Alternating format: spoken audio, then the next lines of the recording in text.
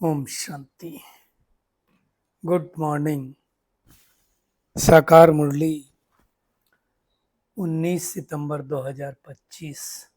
बाबा का मीठा मीठा पत्र हम मीठे मीठे बच्चों के मीठे मंथन के लिए। मंथन शुरू करने से पहले प्यार के सागर शिव बाबा की प्यार भरी किरणों के नीचे बैठ जाते हैं और अनुभव करते हैं कि मैं प्रेम स्वरूप आत्मा हूँ, प्रेम के सागर की संतान हूँ।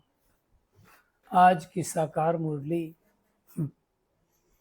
देखिए, भगवान कितनी सही तरीके से हमको समझाता है।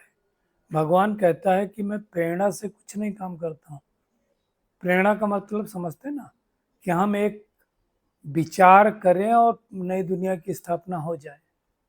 जैसे नहीं कहते हैं, भगवान को संकल्प आया, संकल्प आता है कि जाके करूं, लेकिन स्थापना करने के लिए नीचे आना पड़ता है। तो ये शब्द यूज किया है, इसलिए बाबा को कहा जाता है करण करावनहार। तो इसको भी हम गहराइयों से देखेंगे। दूसरा, आत्मा की गहराई की बात आज बाबा ने की है कि हर एक आत्मा का अपना अपना पार्ट तो है ही है। और जैसे उस नाटक में एक्टर होते हैं तो क्या करते हैं, जब एक्टिंग करने जाते हैं तो ड्रेस पहनते हैं, इसके बाद उतार के चले जाते हैं। हमारा शरीर के साथ भी ऐसे होता है, तो उसकी भी गहराई में हम जाएंगे। बाबा ने यह भी कहा, ब्रह्मा और विष्णु का पात्र विचित्र नहीं कह सकते हैं, विचित्र पार्ट परमात्मा का है। कैसे है वो हम देखेंगे कि ये तीनों का पार्ट कैसे कैसे होता है। और आज बाबा ने जो दुनिया की मान्यता है और यहाँ की मान्यता है, उस पर बहुत ढंग से बाबा ने कुठाराघात किया है। कौन सा शब्द है वो? सर्वव्यापी। अगर भगवान सर्वव्यापी है तो फिर बाबा ने कहा फैमिली की खुशबू नहीं आती, तो उसको भी हम देखेंगे। और कैसे स्थापना पालना, स्थापना विनाश और पालना यूज करना, वो भी बाबा ने समझाया है, तो उसको भी हम देखेंगे। अभी देखो, शिव जयंती होती तो कैसे किस सीक्वेंस में होती, कब शिव आते हैं, कब गीता जयंती होती है, कब श्री कृष्ण जयंती होती, कब नारायण जयंती होती है, इसको समझना है। तो इसके बारे में भी हम देखेंगे। भगवान कहता है पूरा कल्प 5000 वर्ष का है, दुनिया कहती है अभी कलयुग 40,000 वर्ष और चलेगा, तो उसकी भी हम गहराई में जाएंगे। दिल्ली को फिर से बाबा ने याद किया है, जमुना के कंठे को याद किया है। कल भी जैसे स्वर की बात आई थी, आज भी बाबा ने स्वर की कुछ बातें बताई, उसको भी देखेंगे।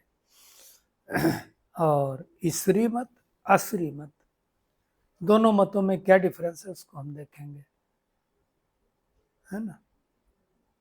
कैसे हम ऊपर उठते हैं और कैसे नीचे गिरते हैं, उसको बाबा ने डिस्क्राइब किया है। और इस समय पूरे विश्व में कोई ना कोई हलचल तो है ही, कहीं टेंशन है, कहीं प्रकृति की हलचल है ना। तो सबको चिंता खाए जा रही है। तो भगवान कहता है सब सहारा ढूंढ रहे हैं, तो आप आधार मूर्त और उद्धार मूर्त बन करके सबको परमात्म सहारे की अनुभूति कराओ। और बहुत इंपॉर्टेंट पॉइंट है, समय अमूल्य खजाना, इसे नष्ट करने के बजाय फौरन निर्णय कर सफल करो।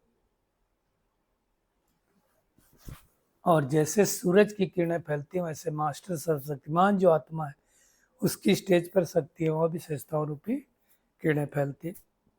कल जैसे बाबा ने कहा था कि आपके संबंध संपर्क में कोई भी आत्मा आए तो उसे महसूस होना चाहिए कि ये जो आत्माएं हैं, इनको इनके द्वारा स्नेह की, है ना, धारणा की, चलन की रॉयल खुशबू आती हो, मीठा मीठा बोलने की, मतलब चाल चलन ऐसी हो। आज बाबा देखो समय के बारे में कह रहा है। अब हम शुरुआत समय से ही करेंगे। समय बहुत अमूल्य खजाना, इसलिए बाबा ने कहा इसे नष्ट करने के बजाय फौरन निर्णय कर सफल करो। अब देखो, हम अगर देखें तो हमारा समय कहाँ कहाँ जाता है। कई भाई बहनों से बोलो, जैसे अभी यहाँ पर राजयोग मेडिटेशन कोर्स चल रहा है, बहुत सारे भाई बहन आ रहे हैं। आप देखो हमारा समय कहाँ जाता है, तो सबसे ज्यादा इस समय तो खाता है हमारा मोबाइल, सोशल मीडिया। आप 2 मिनट के लिए जा करके देखो, चाहे फेसबुक पे जाओ, चाहे व्हाट्सएप पे जाओ, चाहे इंस्टाग्राम पे जाओ, 2 मिनट का कब 20 मिनट हो जाएगा आपको पता नहीं चलेगा। अब इसी को कहते हैं कंट्रोलिंग पावर, रूलिंग पावर। और दुनिया में देखा जाए समय के ऊपर बहुत कुछ कहा जा चुका है। मूवी बनी थी वक्त, है ना, वक्त से दिन और रात, वक्त की हर शय गुलाम। तो वक्त बहुत बड़ी चीज है। वक्त पर अगर कोई काम न किया जाए तो कहा जाता है कि वक्त जो है आपको मजबूर कर देता है करने के लिए। इसलिए वक्त बहुत बड़ी चीज है। ये 1965 की आई थिंक फिल्म थी, मतलब हम पैदा भी नहीं हुए होंगे तब की बात है। और बहुत अच्छी फिल्म शायद बनी थी, एस चोपड़ा ने शायद बनाई थी। तो मैं इसके बारे में इसलिए जिक्र कर रहा हूँ कि आज बाबा ने कहा है वक्त जो है नष्ट नहीं करना, समय अमूल्य खजाना है। और जो लोग इसको नष्ट करते हैं वो खुद नष्ट हो जाते हैं। आप देखो, जैसे मान लो आपको ट्रेन पकड़नी हो, तो आप अगर गए और 5 मिनट भी लेट हो गए तो आपकी ट्रेन तो मिस हो गई, तो आप 5 मिनट थोड़ी मिस हुए। अगर अगले दिन वही ट्रेन जा रही है सेम टाइम, तो 24 घंटे आपने मिस किया। एग्जाम में फेल हो गए, तो अगर आप एग्जाम में फेल हो गए तो 1 साल आपने मिस किया। इसलिए कहते हैं वक्त की कीमत पूछना हो तो उससे पूछो जिसकी 2 मिनट से ट्रेन या फ्लाइट मिस हुई हो, उससे पूछो जो 1 नंबर से फेल हो गया हो, उससे पूछो जो इंटरव्यू देने से नौकरी चली गई हो। तो ये बहुत इंपॉर्टेंट चीज है समय, है ना, तो उसको मिस नहीं करना है। कई लोग सोचते हैं अरे क्या हुआ 5 ही मिनट तो लेट हुए, 5 मिनट नहीं लेट हुए, सारी 24 घंटे ट्रेन के केस में लेट हुए, एग्जाम के केस में 1 साल लेट हो गए, और जिंदगी केस में किसी की शादी में नहीं जा पाए, समय नहीं मिला, तो पूरा जीवन लेट हो गया। तो समय को नष्ट नहीं करना, नहीं तो समय आपको नष्ट कर देगा। और आप देखो समय पर बीज न बोया जाए, खेती में पैदा नहीं होता, समय पे पानी न लगाया जाए। तो टाइम इज ए फैक्टर। मैं इस पे आज इसलिए इतना ज्यादा जोर दे रहा हूँ। अभी कौन सा समय चल रहा है, हम सब भाई बहनों को समझने की आवश्यकता है। तो सब कहेंगे कलयुग चल रहा है, जी नहीं, कलयुग चल रहा है दुनिया के लिए। अगर हम ज्ञान को समझते हैं तो कलयुग नहीं, हमारे लिए तो पुरुषोत्तम संगम युग चल रहा है, हमारे लिए तो श्रेष्ठ बनने का युग चल रहा है, हमें तो मानव से देव बनने का युग चल रहा है, हमारा तो कमाई का युग चल रहा है। तो हम इस समय को कैसे नष्ट कर सकते हैं। बाबा के बच्चे फिर बोलते हैं ना, कई लोग टाइम नहीं है, 1 घंटा मुरली सुनने के लिए टाइम नहीं, 1 घंटा मेडिटेशन करने के लिए टाइम नहीं, और अगर कोई मिल गया तो गॉसिपिंग में कितना टाइम चला जाएगा, उसके लिए तो टाइम है। इस समय स्वयं भगवान ब्रह्मा तन के द्वारा आकर के ज्ञान देता है, सम्मुख बैठ करके पढ़ाता है, इसलिए उसको करण करावन हार कहा जाता है। प्रेरणा की बात नहीं होती कि भगवान को ऊपर से प्रेरणा दे दे और नई दुनिया की स्थापना हो जाए, नॉट पॉसिबल। भगवान को नीचे आना पड़ता है, स्थापना करना पड़ता है। तो जब नीचे आता है भगवान तो क्या करता है, 3 देवताओं द्वारा 3 बड़े कर्तव्य कराता है, इसलिए उसको करण करावनहार कहा जाता है। क्या कराता है, तो ब्रह्मा द्वारा स्थापना, पहले स्थापना का कार्य, फिर शंकर द्वारा विनाश, और फिर कहा जाएगा विष्णु के द्वारा पालना। कई लोग उल्टा बोलते हैं, बीच में विष्णु को देखते हैं ना, विष्णु ब्रह्मा विष्णु और महेश, ऐसा नहीं होता है। पहले स्थापना होगी, फिर विनाश होगा, फिर पालना होगा। वास्तव में अगर गहराई से जाया जाए, जो बाबा ने आज भी कहा कि शंकर का इस दुनिया में कोई पार्ट ही नहीं, ब्रह्मा का पार्ट क्या है, ब्रह्मा के द्वारा निराकार परमपिता परमात्मा स्थापना का कार्य करता है। स्थापना मतलब जो इस समय कर रहा है, ब्रह्मा के मुख द्वारा ये मुरली सुना रहा है ना, ब्रह्मा के मुख द्वारा ज्ञान सुना रहा है, तो स्थापना का कार्य चल रहा है। तो पार्ट तो देखा जाए विचित्र परमात्मा का ही है, चित्र नहीं है उसका खुद का, लेकिन चित्र में आकर के ये विचित्र पाठ बजा रहा है ना। ब्रह्मा और विष्णु का कोई विचित्र पाठ नहीं, दोनों ही 84 का चक्र लगाते हैं, है ना। ब्रह्मा अब थोड़े दिन बाद तो विष्णु बनने वाला है ना। बाकी बाबा ने कहा शंकर का पार्ट इस दुनिया में है ही नहीं। त्रिमूर्ति में दिखाते ना, स्थापना, विनाश और पालना, ये भी अच्छी तरह से समझना। देखिए संगम युग पर पुरानी दुनिया का परिवर्तन तो होना ही, समझ रहे हो ना। तो इसमें भगवान क्या कह रहा है कि इसमें प्रेरणा की कोई बात नहीं। प्रेरणा का मतलब होता है ऊपर से बाबा थॉट क्रिएट करे और हमको पता चल जाए और ऊपर से भगवान बोल दे कि अब विनाश हो जाए, स्थापना हो जाए और हो जाए, वो नहीं होता है। तो क्या भगवान ऊपर से हमें टच नहीं करता है क्या? अगर यहाँ क्लियरिटी होगी तो टच होगी। टच और इस प्रेरणा से कार्य करने में there is a lot of difference. तब भगवान नीचे आकर के ये वाला सारा कर्म करता है। दुनिया तो कुछ जानती नहीं, ना अपने आप को जानते, मतलब आत्मा को जानते, ना परमात्मा को जानते। देखा जाए तो इस पूरी सृष्टि का क्रिएटर, डायरेक्टर, डायरेक्शन देने वाला परमपिता परमात्मा है। लेकिन दुनिया वालों ने क्या कह दिया, वो सर्वव्यापी है। अब एक चीज बताओ, अगर भगवान सर्वव्यापी हो तो फिर आएगा कौन?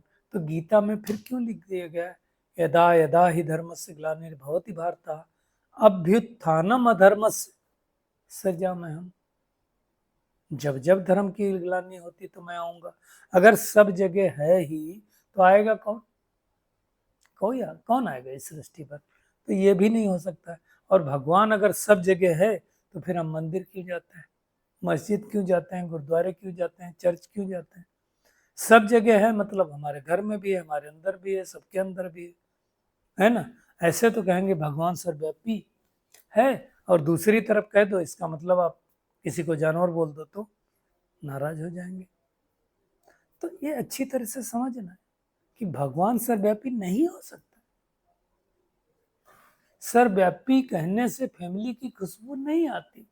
भगवान कहता है, फिर मंदिर में जाके क्यों गाते हैं, तुम माता पिता हम बालक तेरे, तुम्हारी कृपा से सुख गनेरे। सर्वव्यापी होगा तो सुख गनेरे कैसे मिलेंगे? तो ये बातें समझना है ना, कि कैसे वो निराकारी परमपिता परमात्मा आ करके शरीर धारण करके ये ज्ञान देता है, ये समझना है। और जब आता है तब होती है शिव जयंती। आज बाबा ने भी कहा, इसको अच्छी तरह से तुम समझाओ। भगवान सबसे पहले आएगा तो शिव जयंती होगी, है ना। उसके बाद क्या होता है आप देखो, यूजुअली परमात्मा को दिखाते हैं फरवरी मार्च में, ऐसे कुछ शिव जयंती होती है, अलग अलग टाइम से होती। फिर क्या होता है, श्री कृष्ण जयंती के बाद क्या होती, गीता जयंती आती। गीता जयंती माना क्या, भगवान ने जो गीता सुनाई, गीता मतलब जो ज्ञान दिया, जो गीत गाए, गीत गाए मतलब कोई फिल्मी गीत उस तरह से नहीं गाता है भगवान। भगवान आकर के ब्रह्मा के मुख से जो ज्ञान सुनाता है उसको गीता कहा जाता है। तो गीता जयंती हुई। उसके बाद जब इस सृष्टि का परिवर्तन हो जाएगा तो फिर लक्ष्मी नारायण की जयंती होगी, या यूं कहें कृष्ण जयंती, मतलब कृष्ण जी का जन्म होगा और वही जब राजगद्दी पर बैठेंगे तो लक्ष्मी नारायण बनेंगे। अब ये समझने के लिए टाइम लगता है कई लोगों को, तो हजम ही नहीं होता, क्योंकि श्री कृष्ण को द्वापर युग में दिखाया, लक्ष्मी नारायण को सतयुग में दिखाया, दोनों चीजें कैसे हो सकती है? हालांकि ये सही बात है कि शिव जयंती का भी हॉलीडे नहीं है, जगत अम्बा की जयंती का भी कोई हॉलीडे नहीं होता है। लेकिन ये सारी बातें भगवान आकर के समझाता है। फिर दुनिया इसमें मुझे पड़ी, दुनिया सोचती है कि 40,000 साल अभी कलयुग और बचा है। भगवान कहता है 5,000 साल, मतलब 40,000 साल में ऐसे 8 कल्प घूम जाएंगे। आप सोचो अगर 40,000 साल और ये सृष्टि चले, और सृष्टि की जो अब हालत है तो क्या हाल हो जाएगा इस सृष्टि का। तो ये बातें भगवान समझाता है संगम युग पर आकर के। अंडरस्टूड कि दुनिया परिवर्तन होगी। अब इसमें शंकर की प्रेरणा की बात नहीं। शंकर क्या है, एक कुमुलेटिव पावर है सभी तपस्वी आत्माओं की। उस कुमुलेटिव पावर के द्वारा इस सृष्टि का परिवर्तन होगा। वो जब एक साथ संकल्प करेंगे, है ना। और कहाँ परिवर्तन होकर नई दुनिया आएगी, तो ये कई बार बाबा ने कहा हुआ है कि यमुना का कंठा था, दिल्ली परिस्थान थी, कैपिटल उधर ही होगी, लक्ष्मी नारायण का राज्य होगा। यमुना का किनारा तो दिल्ली से लगा के यहाँ तक है ही, मथुरा का ना। ये सब साक्षात्कार भी हुआ है। वहाँ कैसे स्वयंवर होता है वो भी साक्षात्कार हुआ। तो ये सारी बातें बाबा कहता, मैं बार बार कई बार ये पॉइंट समझाता हूँ। क्यों बाबा बार बार समझाता है? बाबा कहता सब तो याद रहेगा नहीं, रिवाइज होती रहेगी। तो मुख्य है बाबा को याद करो। भगवान भूल जाता तो टीचर को याद करो, टीचर भूल जाता तो सदगुरु को याद करो। किसी न किसी को तो याद आनी चाहिए ना। दुनिया में देखो आप, कभी भी जब हमको कोई परेशानी आती तो सबसे पहले हम किसको याद करते हैं?